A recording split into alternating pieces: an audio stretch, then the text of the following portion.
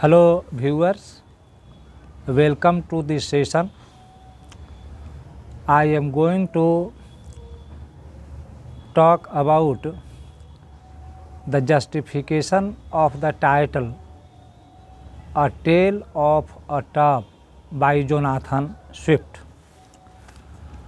A Tale of a Tub by Jonathan Swift is a famous satire. Jonathan Swift was a famous satirist. I would like to talk about the significance or the title of this satire, A Tale of a Tub. There are three important things to take care of when we are talking about the title of this book. Number one, the phrase "a tale of a tub" was frequently used in the literature of the 16th and 17th centuries in the sense of a cock and bull story, a foolish story that no one would believe in. Jonathan Swift's story of a father and his three sons is not to be taken as a true story. It has an allegorical importance and significance. The title "A Tale of a Tub" refers to the practice of a seaman. When a seaman sails his boat or ship in a sea, he is always threatened by whale in the ship. So, a seaman throws away a tub to divert the attention of the whale from the ship or boat to the tub. When the seaman throws the tub at the whale gets involved with the tub and he or it spares the boat or the ship of the seaman. In other words, the seaman throws away the tub to divert the attention of the whale from his ship. In this book, Swift's main idea in writing this book is to satirize the Presbyterians and dissenters who are very prominent in Kilroot, where Swift was an Anglican priest. In this time, the word tub stood for a dissenting preacher's pulpit.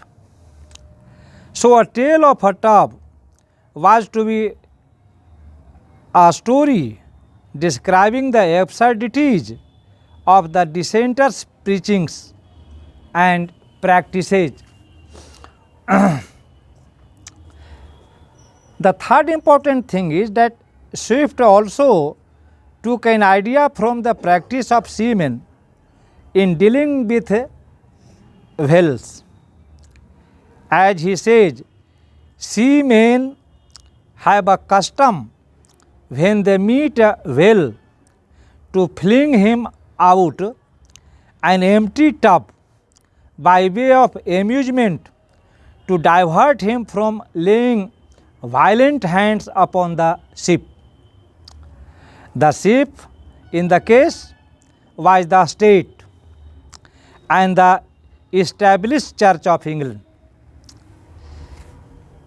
The whale was Hobbes' Leviathan, which had given dangerous ideas to the wits. Swift wanted to write a book which would keep the wits busy in the controversies regarding the abuses of religion, knowledge and learning, thus preventing them from doing harm to the church, learning, education and the state. The title is not referred to any of the book except the preface. The author discusses about the practice of the seamen in the preface of the book. There is a father. The father represents Christianity, religion. He has 3 sons, Peter, Martin and Jack. Peter represents Protestants in England. He makes money in order to make money. Martin, Peter gives bread to his brothers in place of mutton and wine.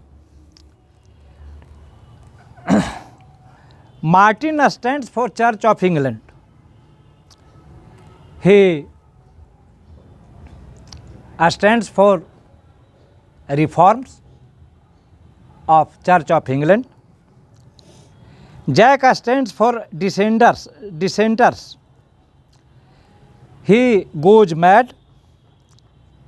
He founds Aeolists who believe in wind and a spirit. He claims that wind and a spirit are the origin of all things. He pretends to have divine inspiration. In this way, Jonathan Swift satirizes religion or different groups of religion through this book, A Tale of a Tub. So, the title of this book, A Tale of a Tub, is significant, justified and relevant. By writing this book, Jonathan Swift opines that same is the case of Christianity in England. The people of England have done much harm to Christianity, much harm to religion in the name of Protestantism, Puritanism and Presbyterianism. To conclude, the title of this book is very justified, very significant, very apt. Usually there is a question on the justification of the title in the university exam.